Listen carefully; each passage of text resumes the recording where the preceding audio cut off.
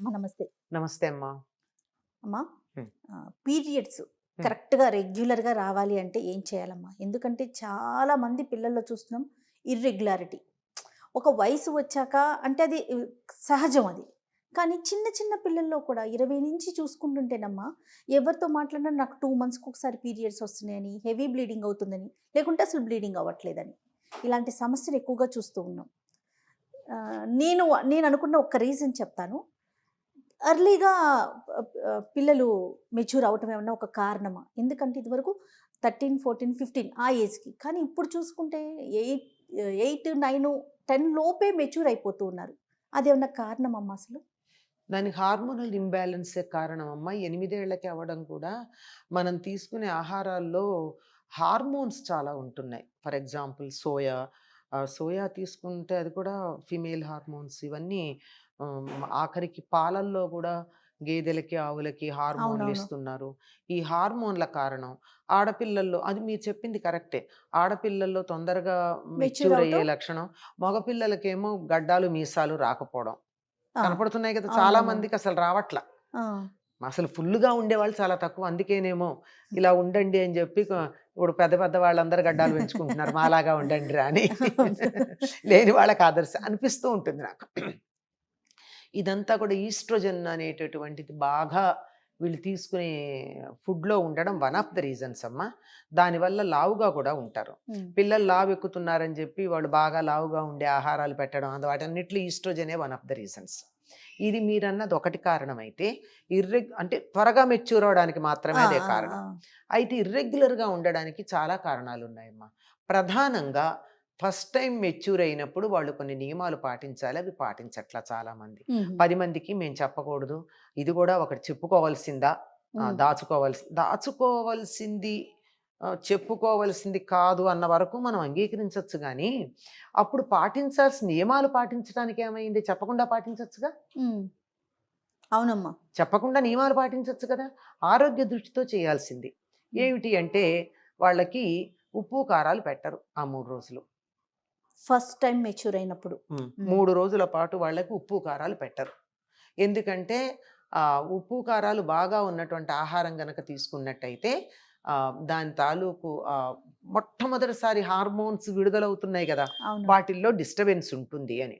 ఆ! హార్మోన్స్ ఎప్పుడు తినే ఉప్పు, కారాలు బట్టే కదా! స్పైస్ బట్టే అవునవును. కదా! హార్మోన్‌ల అవును. డిఫరెన్స్ వస్తూ ఉంటుంది. కోపతాపాలు అవన్నీ గూడా. హ్మ్. అట్లాంటిది ఆ టైంలో పెట్టకపోవడం. వాళ్ళని వీలైనంత రెస్ట్ ఉండేట్టుగా చూడడం. అందుకే కదలకుండా కూర్చోమని చెప్తారు. కదలకుండా ఉండాల్సిందే కదా! అవును. ఆఖరికి టాయిలెట్‌కి కూడా దూరంగా వెళ్ళకుండా దగ్గరలోనే ఇవన్నీ చేసేవాళ్ళు. చేయడం. ఏ రకమైనటువంటి శ్రమ పడకుండా అంటే సూదిలో దారం గుచ్చడం, కుట్టడం అది కూడా కంటికి అలసట కదా! అవునవును. అది కూడా టోటల్ రిలాక్సేషన్ అనమాట. ఒకే చోట కూర్చోవడం. దానివల్ల చెవులకి ఏమి ఎక్కువ పెద్ద శబ్దాలు వినపడక సెన్సిటివ్‌గా ఉన్న చెవి కూడా రిలాక్స్ అవుతుంది. ఎందుకంటే మీరు చూడండి తలనొప్పులవి వచ్చి చాలా చికాకుగా ఉంటే ఇంత సౌండ్ కూడా భరించలేరు. ఇరిటేషన్ ఇరి అనిపిచ్చేస్తుంది. అది అంటే సెన్సిటివ్ అయిందనమాట అది. ఆ సెన్సిటివిటీ ఉంటుంది అని ఊహించి వాళ్ళకి రిలాక్సేషన్ ఇస్తారు. పంచేంద్రియాలకి, కర్మేంద్రియాలకి అన్నిటికీ కూడా జ్ఞానేంద్రియాలు, కర్మేంద్రియాలకి కూడా రిలాక్సేషన్ ఇచ్చి డైజెస్టివ్ సిస్టమ్‌కి కూడా రిలాక్సేషన్ ఇస్తారు.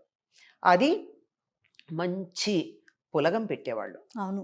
ఆ పులగం ఎట్లాంటిది గట్టిగా కాదమ్మా. ఆ! లూజ్. ఒక యూనిట్ పెసరపప్పుకి 2 యూనిట్ల బియ్యం తీసుకుని, హ్మ్. 8 యూనిట్ల హ్మ్, హ్మ్. నీళ్లు పోసి, పోసి మళ్ళీ 1 యూనిట్ నెయ్యి వేసి, ఇది మెత్తగా ఉడికేటట్టుగా చేసి, బెల్లం వేసి పెట్టేవారు. ఉప్పుండదు. హ్మ్. బెల్లంలో ఉన్న ఉప్పు చాలు. అంటే ఇంత ఉడికితే అది అరుగుతుంది తేలిగ్గా.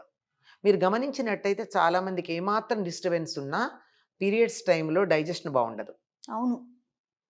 అందుకని ఆ టైంలో ఇంత తేలికగా అరిగే బలవర్ధకమైన ఆహారం పెట్టేవారు. హ్మ్. అలా 3 రోజులు గనక ఉన్నట్టయితే మొదటిసారి 3 రోజులు వీలైతే రెండోసారి కూడా అలా గనక ఉండగలిగినట్టయితే చాలా రకాలైనటువంటి సమస్యలు భవిష్యత్తులో రావు. హ్మ్. పైగా అప్పుడు చిమ్మిలి పెట్టేవాళ్ళు. చిమ్మిలంటే నువ్వులు, నువ్వులు, బెల్లం. బెల్లం. ఎప్పుడైతే నువ్వులు తిన్నారో లోపల ఎక్కడన్నా బయటికి వెళ్ళిపోకుండా మిగిలిపోయినటువంటి గడ్డలు లాంటి క్లాట్స్ లాంటివి ఉంటే వెళ్ళిపోతాయి, వెళ్ళిపోయి క్లీన్ అవుతుంది. ఒకసారి అంటూ లోపలిది ఫుల్ క్లీన్ అయితే మళ్ళీ నెక్స్ట్ టైం చాలా హ్యాపీగా ఉంటుంది. తప్పనిసరిగా నువ్వులు బెల్లమే. ఇంకా కొన్ని ప్రాంతాల్లో నువ్వుల నూనె కూడా తాగిస్తారు. అవును. సరే, అది కాకపోయినా ఇంతవరకు ఇలా 2 సార్లు వీలైతే 3 సార్లు గనక జాగ్రత్తగా మొదటిసారి గనక చేసినట్టయితే 90% ప్రాబ్లమ్స్ ఉండవు అని చెప్పి మన పెద్దలు అన్నారు. అలా ఉన్న వాళ్ళని మనం గమనించాం కూడా. ఇవి చెయ్యకపోవడం ఒక కారణం. ఆ తర్వాత ఆ సమయాల్లో ఇష్టం వచ్చినట్టు తినడం, ఏముంది ఇది మామూలే కదా, దీని గురించి మనం పట్టించుకోవాల్సింది ఏముంది అని చెప్పి ఇష్టం వచ్చినట్టు ప్రవర్తించటం. అంటే ఆ సమయంలో రెస్ట్ కావాలమ్మా, శరీరానికి విశ్రాంతినివ్వాలి, శారీరకంగా మానసికంగా విశ్రాంతి ఇవ్వాలి. అందుకని విశ్రాంతినివ్వడం కోసం ఇంట్లో ఉంటే పనులు చెప్తారని కొంచెం దూరంగా కూర్చోమని చెప్పేవాళ్ళు. అవును. పైగా ఆ సమయంలో శరీరం నుంచి కొన్ని వేల టాక్సిన్స్ రిలీజ్ అవుతాయట, which effect the thymus gland, heart దగ్గర ఉండేది. అందువల్ల కొంచెం దూరంగా ఉంటే హార్ట్ ప్రాబ్లమ్స్ రాకుండా ఉంటాయి మిగిలిన వాళ్ళకి కాదు. అందువల్ల అలా గనక ఉన్నట్టయితే కొంతవరకు అదుపులో ఉంటాయి. ఆ తరువాత ప్రతి నెల కూడా విశ్రాంతి తీసుకోవాలమ్మా. విశ్రాంతి తీసుకోవడం, ఆహారం కూడా తేలికగా మరీ కారము పచ్చళ్ళు అలాంటివి కాకుండా వీలైనంత వరకు తేలిగ్గా అరిగే ఆహారం తీసుకుంటూ గనక ఉన్నట్టయితే 90% రాదు. అయినా వస్తున్నాయి అంటే ఇవేం తీసుకోవట్లేదు, 100% ఈ జాగ్రత్తలు తీసుకునేవాళ్ళు లేరు. అయినా ఎక్కడో ఒకళ్ళిద్దరు తీసుకున్నా వస్తున్నాయి. తీసుకోకపోయినా కొంతమందికి రావు, ఎందుకంటే అందరూ అంత సెన్సిటివ్గా ఉండరు కదా, రాకపోవచ్చు. వాళ్ళకి రాలేదు నాకెందుకు వచ్చింది అంటే, వాళ్ళు ఇప్పుడు ఇంతమందికి కరోనా వచ్చింది కొన్ని లక్షల మందికి, కొంతమందికి రాలేదు. ఎందుకు రాలేదు అంటే వాళ్ళకి రెసిస్టెన్స్ ఎక్కువ ఉంది, ఇమ్యూనిటీ ఉంది. సరే, ఇలా అయిన తర్వాత ఇలా రావడానికి మధ్యలో 2 నెలలు 3 నెలలు దూరంగా ఉండడానికి కారణం ఏమిటంటే శరీరానికి తగినటువంటి వ్యాయామం లేదు. కూర్చున్న చోటు నుంచి కదలరు. ఆఖరికి టీవీ ఛానల్ మార్చాలంటే కూడా రిమోట్. ఈ మధ్య రిమోట్ కూడా వస్తున్నాడు, ఎలెక్సా అని పిలుచుకుంటున్నారు. అయిపోయిందా? ఇంకా రేపు పొద్దున ఎలెక్సా అని పిలవడానికి కూడా నోరు నొప్పని ఇంకేం చూస్తారో నాకు తెలియదు. మరి శరీరానికి శ్రమ ఏది? శ్రమ లేకపోతే ఏమవుతుంది? వాడనటువంటి అవయవాలు పాడైపోతాయి. ఒక వాచి కొన్నాళ్ళు వాడకపోతే పనిచేయదు, ఒక కారు కొన్నాళ్ళు వాడకపోతే పని చేయదు. మన శరీరంలో అవయవాలు కూడా కొన్నాళ్ళు వాడకపోతే పని చెయ్యవు, పని చేయకుండా తయారవుతాయి. ఈ పని చేస్తే తప్ప హార్మోన్లు రావు. మనం బాగా ఎక్సర్సైజ్ చేశారనుకోండి, చెమటలు పడతాయి, కానీ ఎంత హ్యాపీగా ఉంటుంది. కారణం ఏమిటంటే అప్పుడు రిలీజ్ అయ్యే హార్మోన్లే కారణం. ఇటువంటి హార్మోన్స్ మనకి పని చేయకపోవడం వల్ల శరీరంలో రిలీజ్ అవ్వవు. రిలీజ్ అవ్వకపోయేటప్పటికి ఏమవుతుందమ్మా? హార్మోన్ల రిలీజ్ లేకపోతే, హార్మోన్ల వల్లే కదా ఇవన్నీ జరిగేది. అవును, ఫెమినైన్ మాస్కులైన్ అనే డిఫరెన్సు హార్మోన్ల వల్ల వచ్చింది. హార్మోన్లు సరిగ్గా రిలీజ్ కాకపోవడం వల్ల ఇవి డిస్టర్బ్ అవుతాయి.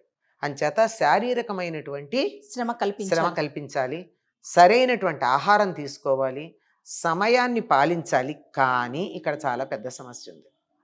చాలామంది ఆడపిల్లలు వర్క్ ఫ్రమ్ హోమ్ ఒకటి, తర్వాత ఆన్లైన్ వర్కింగ్ ఒకటి చేయడం వల్ల వీళ్ళకి చాలా ప్రాబ్లం ఉంది. ఒకటి కూర్చున్న చోటు నుంచి కదలకపోవడం అయితే, రెండోది bioclock disturbance. Major problem bioclock disturbance. శరీరంలో కూడా ఒక గడియారం ఉంది. ఈ గడియారం బయట ప్రకృతిలో అనుసంధానం అయ్యి ఉంటుంది. రాత్రి ఎందుకు నిద్ర వస్తుందమ్మా? ఎందుకు వస్తుంది? ఎట్లాంటి వాళ్ళకి? వాతావరణాన్ని బట్టి.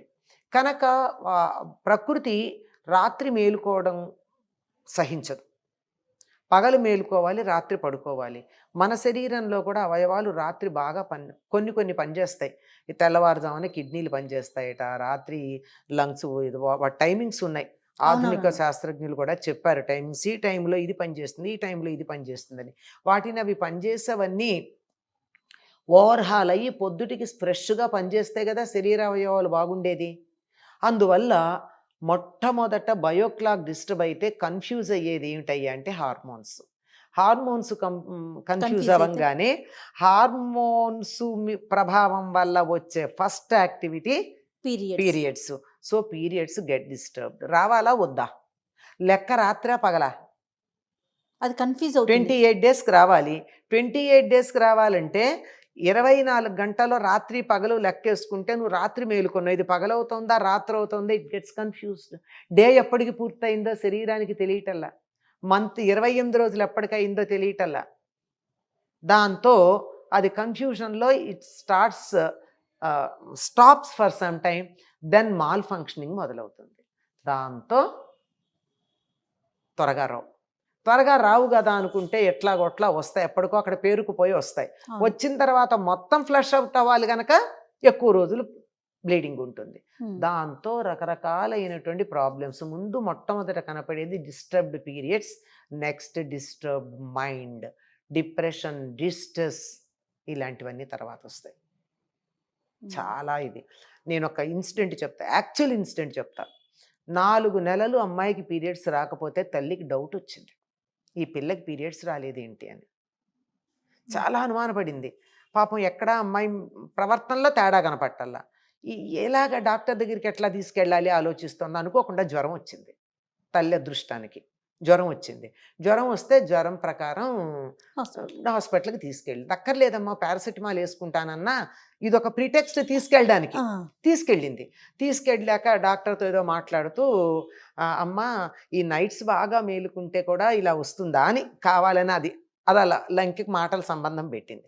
పెట్టాక ఆ డాక్టర్ 1-2 అడిగి, అమ్మాయి నీకు ఎన్నాళ్ళు అయింది పీరియడ్స్ వచ్చి? యాక్చువల్ జరిగిన ఇన్సిడెంట్ చెప్తున్నాను నేను.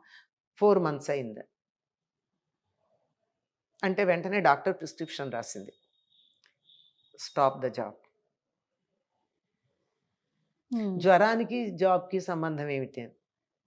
నేను చెప్పాను, నా మాట మీద నమ్మకం ఉంటే మానేయి, నీ పీరియడ్స్ అడ్జస్ట్ అవుతాయి, తర్వాత నీ ఆరోగ్యం బాగుంటుంది అని. పాపం అమ్మాయి కొంచెం మంచిది కనుక తల్లి అనుకుంది, నా కూతుర్ని నేను అనవసరంగా అనుమానపడ్డాను, 4 నెలలు పీరియడ్స్ రాలేదేంటి పిల్లకని అనుమానపడ్డాను, అయ్యో అని తన పాపం మనసులోనే క్షమాపణ చెప్పుకుంది. ఆ అమ్మాయి పీరియడ్స్ జాబ్ మానేసింది. 1 weekలో పీరియడ్స్ వచ్చాయి. నెక్స్ట్ మంత్ ఎగ్జాక్ట్లీ 28 daysకి వచ్చాయి. This is incident I have seen with my own eyes. ఆ తల్లి కూతురు నాకు తెలుసు.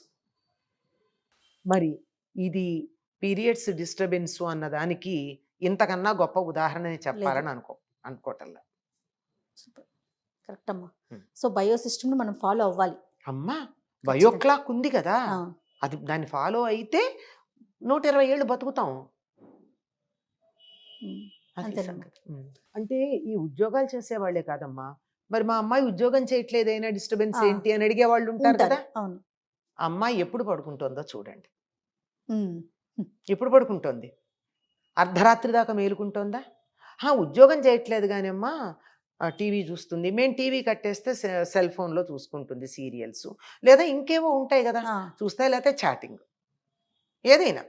మేలుకోవడం అన్నదే ప్రధానం. అది నువ్వు ఉద్యోగానికి కోసం మేలుకున్నావా, చాటింగ్కి మేలుకున్నావా, టీవీ చూస్తున్నావా, ఇంకేదైనా వర్క్ చేస్తున్నావా, నీ సొంత పని అయినా చేసుకోవచ్చు. ఇలా గనక చేసుకుంటే ఎప్పుడో ఒకసారి it doesn't make much of a difference. కానీ రెగ్యులర్ బేసిస్ మీద కనుక అయినట్టయితే అవుతుంది. ఈ రాత్రి తెల్లవార్లు మేలుకోవడాలన్నది చాలా చాలా ప్రమాదకరమైనటువంటి ప్రాబ్లం అమ్మ. అది అన్ని రకాలు, డైజెస్టివ్ సిస్టమ్ మీద పనిచేస్తుంది, లివర్ మీద పనిచేస్తుంది, కిడ్నీస్ మీద పనిచేస్తుంది. రాత్రిపూట యాక్టివ్గా ఉండి ఓవర్ హాల్ అయ్యే శరీర అవయవాలన్నింటి మీద పనిచేస్తుందమ్మా అది. అందువల్ల మేలుకోవడం ప్రధానం. దేనివల్ల అన్నది వేరే మాట. ఈ జాగ్రత్త కూడా తీసుకోవాలమ్మా. జాగ్రత్త. అమ్మాయికి రెగ్యులర్గా పీరియడ్స్ రావట్లేదంటే రోజు 10ంటికి పడుకోబెట్టండి. ఓవర్ బ్లీడింగ్ అవుతోంది అంటే బ్లీడింగ్ అయినంత కాలం పులగం మాత్రమే పెట్టండి, ఉప్పు కారాలు లేకుండా. లేదంటే పాలన్నం పెట్టండి, పులుపు లేని మజ్జిగ అన్నం పెట్టండి, ఉప్పు కారం తగలకుండా. ఆ 3 రోజులు 4 రోజులు అట్లా పెట్టి 2-3 నెలలు చూడండి, రెగ్యులైజ్ అయిపోతాయి. సూపర్. నమస్తే అమ్మా. నమస్తే అమ్మా.